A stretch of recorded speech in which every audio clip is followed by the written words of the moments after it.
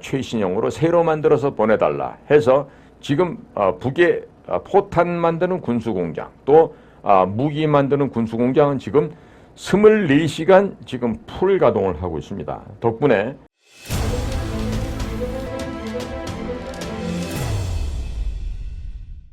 북쪽이 러시아의 후방 병참 기지가 될까? 언론에서 그와 같은 보도도 하고 있는데 분명한 제가 이야기를 전해드리겠습니다. 사실 이런 내용들은요, 저같이 그 보잘것없는 사람이 할 얘기가 아니고 사실은 국정원장이 이런 얘기를 해줘야 돼요. 또 이런 얘기를 국정원장이 하려면 명확한 그 첩보 정보를 입수를 해서 사전에 대비할 수 있는 그 대비책을, 그 지혜를 국민 여러분들께 알려드려야 되고, 그 다음에 대통령께도 정확한 그 보고를 해야 된다고 보는데, 지금 그 일이 제대로 안 되고 있어서 제가 지금 이 얘기를 하게 됩니다. 지금 러시아에 관계에 있어서 북쪽에서 작성한 내용, 제가 좀 전문 용어는 좀 생략하겠습니다. 제목이 이렇습니다.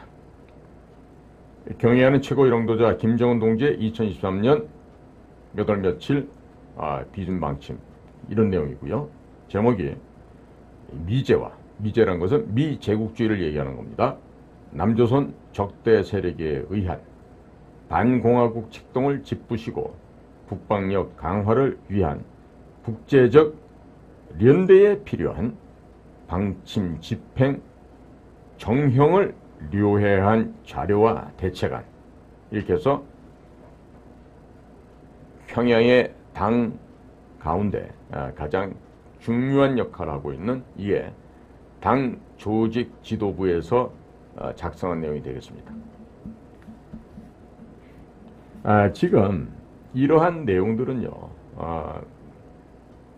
매우 그 은밀한 경로를 통해서 제가 지금 입수하고 있는 것인데요.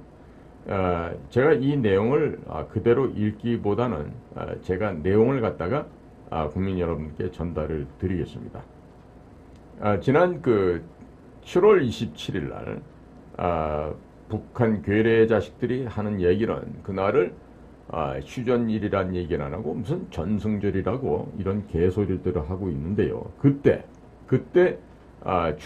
중국의 전인대 상무부위원장과 그리고 러시아의 국방상, 즉 국방장관이 평양을 방문하고 그날 밤에 열병식을 함께 봤죠.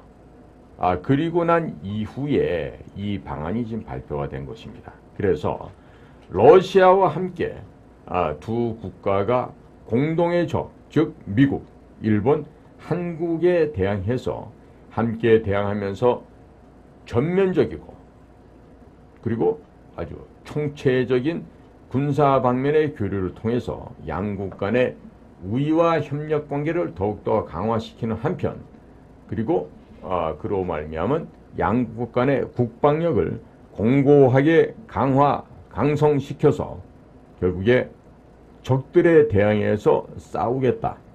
그리고 이 적들에 대해서 싸움을 진행하는 필요한 모든 방침과 지휘 방안을 지금 김정은이라고 하는 자가 지금 북한 괴뢰 전체 인민들과 조직에게 하달한 내용이 되겠습니다. 즉 이 얘기에 구체적인 내용은 러시아 측이 필요로 하는 군수 물자를 북조선 정부가 적극적으로 협조를 하고, 또 러시아 정부와 군사 방면에 있어서 러시아의 군부와 또 국방부 측의 전문가들과 함께 긴밀하고 깊은 논의를 진행시킴과 함께 필요한 물자를 신속하게 생산해서 러시아 측에게 지원을 하겠다. 이와 같은 게 구체적인 내용의 첫 번째가 되겠습니다. 그리고 최첨단 군사력을 보완을 해야 됩니다. 그렇기 때문에 이 최첨단 방면에서 군사력을 보완하기 위해서 군사적인 협력에 적극적으로 협조하는 방안이 논의가 되었습니다. 이 최첨단 군사력이라고 하는 것은요, 이번에 북쪽 애들이 뭐 글로벌 호크를 본딴 것, 또 무인기 MQ-9 리퍼를 본딴 비슷한 것을 내다놨죠. 껍데기는 비슷하게 만들 수 있을지 몰라도 그 내부는 상당히 조악하다는 것을 제가 입증할 수 있습니다. 왜 그러냐 하면 이번에 얼마 전에 서해상에서 떨어진 군사 정찰 위성을 우리 해군 장병들이 가서 인양을 해왔죠. 그때도 물론 우리 해군 특수전여단과 또 해군 SSU 해난 구조대라고 하는 우리 그 특수요원들이 또 참 멋있게 북이 쏘아 올렸다가 실패한 빈 껍데기 깡통 발사체를 인양을 했었죠. 자, 그것처럼 지금 현재 북쪽에 김정은이가 지금 미사일을 쏘는 건요, 미사일 전체를 보십시오. 만약에 미사일 높이가 이만큼 되면요, 밑에 부분이 이제 연료를 갖다 주입하고 있는 1단 로켓가 되고요. 그 다음에 2단, 3단 분리가 되게끔 돼 있죠. 그런데 얘들이 제일 3단부라고 할 수 있는 상층부에 탑재하고 있는 그 장비들, 예를 들어서 뭐 카메라라고 할지, 아니면 다른 뭐 인공 위성 장비라고 할지, 아니면 뭐 폭탄으로 말하면 그 탄두 부분이 되겠죠. 거기에 들어가 있는 건 거의 장난감 수준입니다. 장난감 수준의 걸 집어넣어 놓고 그것을 미사일이다 이렇게 얘기를 하는데요. 사실 그것을 생각한다면 지금 북쪽에 대해서 싸울린 뭐 이스칸데르가 될지, 뭐 은하 메토가 될지, 화성 메토가 될지 어떤 미사일도 우리가 두려워할 필요는 좀 없다고 생각을 합니다. 하지만 걔네들이 거기다가 소형화, 경량화된 미사일을 실어서 보낼 때는 큰 문제가 될 수가 있겠죠. 그래서 우리는 늘 그러한 북한 괴뢰들의 그런 예상할 수 없는 도발과 침략에 대해서 늘 24시간 항시 우리가 대비를 해야 되겠습니다. 그리고 이번에 이 러시아와 북조선 간에 하고 있는 주요한 협상 중에 가장 핵심 사항은요, 제가 보기엔 이런 게 있습니다. 이 구형 전투기를 무인 전투기로 전환하는 문제입니다. 즉 드론화하는 작업이죠. 그래서 이 문제에 대해서는 현재 북쪽 애들이 보유하고 있는 과거에 생산된 전투기 있어요. 미그 15, 17, 19 이런 기종은 이미 거의 뭐 장난감 수준입니다. 그러니까 우리가 보유하고 있는 F-15, 그 다음에 F-16, 그 다음에 F-35, 또 곧이어서 이제 대량 생산될 KF-21 이와 같은 4.5세대, 4세대 전투기들하고 붙게 되면요, 이것들은 그냥 전부 다 추풍낙엽으로 죽을 수밖에 없습니다. 그러니까 조종사를 다 소모시키게 되는 거죠. 대신에 이 구형 전투기를 유인에서 무인으로 바꾸는, 즉 드론으로 변환시키는 작업을 통해서 이들은 뭘 할 수 있다? 과거 일본이 했던 카미카제식의 자살폭탄 방식의 방법을 통해서 대한민국의 주요 산업시설과 주요 군시설, 또 주요 다른 행정시설들을 파괴, 괴멸시킬 수가 있는 것이죠.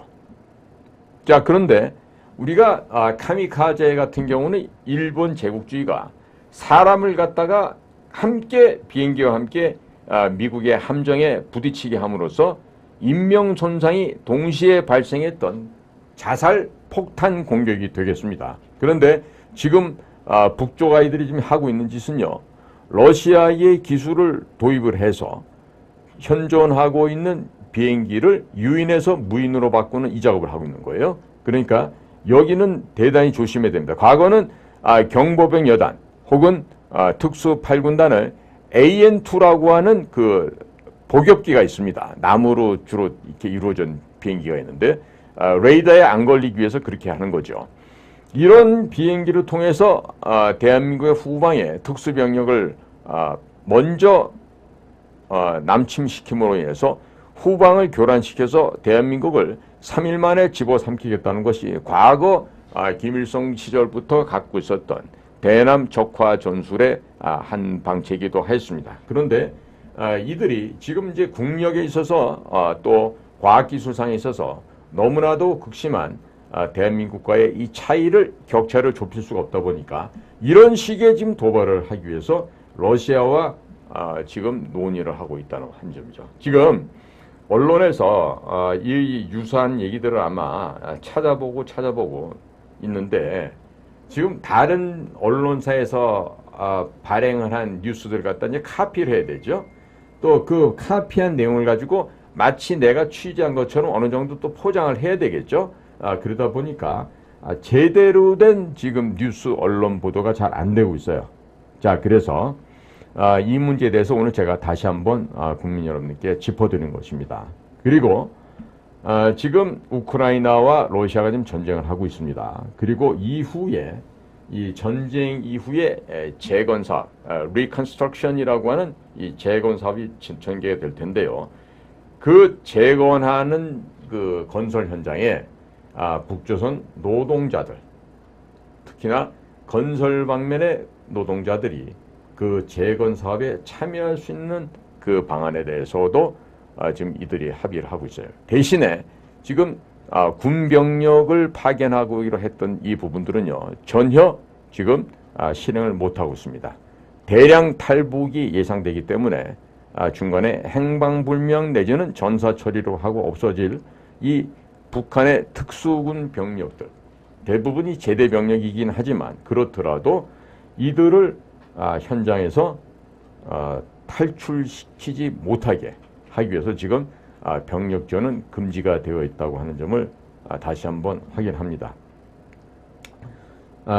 사실 이러한 그 구체적인 북조선과 러시아 간에 전개되고 있는 이 이야기들은요, 사실 우리 아시아 투데이처럼 이 정론을 펼치고 있는 그 자유 보수 우파의 이런 언론사기 때문에 이런 보도가 가능한 것이지, 지금 조중동 이런 곳에서도 이와 같은 보도는 할 수 없어요. 최근에 코리아 타임즈의 한 여성 기자분께서 전화를 주셔서 제가 설명을 드렸더니 거기서는 영문으로 기사 보도가 된 적이 있었습니다.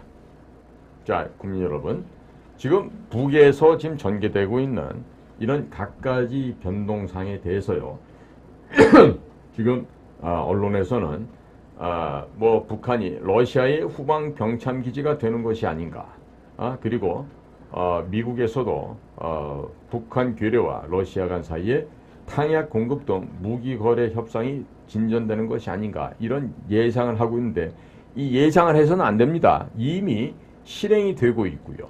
실행이 되고 있습니다. 그리고 북이 보유하고 있었던 저장됐던 그 탄약, 포탄, 이런 것들이 장약이 오래되다 보니까 불발탄이 많이 나와요. 그리고 날아가더라도 제대로 된 사거리만큼 그 포탄이 날아가지가 않습니다. 그러다 보니까 지금 러시아 측의 요구가 안 되겠으니까 최신형으로 새로 만들어서 보내달라 해서 지금 북의 포탄 만드는 군수공장, 또 무기 만드는 군수공장은 지금 24시간 지금 풀 가동을 하고 있습니다. 덕분에 그 공장에 일하고 있는 근로자들은요, 지금 간식을 먹을 수 있는 그런 상황이 됐다고 합니다. 그러니까 지금 언론에서 예전 같으면 또 뭐 국정원에 뭐 그 대변인실인가 이런 게 있잖아요. 그런 데다 뭐 물어보고 기사도 쓸 텐데 아는 게 없죠. 아는 게 없어요. 그러니까 이런 얘기를 하게 되면은 아마 국가정보원의 북한 문제 다루는 부서에서도 굉장히 아마 그 자괴감 내지는 그 수치감을 느낄 수가 있을 거예요. 왜 그러냐면 지금 국가정보원 내에서 저만큼 이러한 그 북한 내부 동향을 파악할 수 있는 망원경이나 현미경이 없습니다. 그런데 불행하게도 저에게는 망원경도 있고 현미경도 있죠. 그래서 제가 우리 아시아 투데이 방송이나 제가 하고 있는 공작관 TV 그레이트 게임을 통해서 북한 내부의 정확한 실상을 국민 여러분께 이렇게 전파시키고 있다는 것을 양해해 주시길 바랍니다.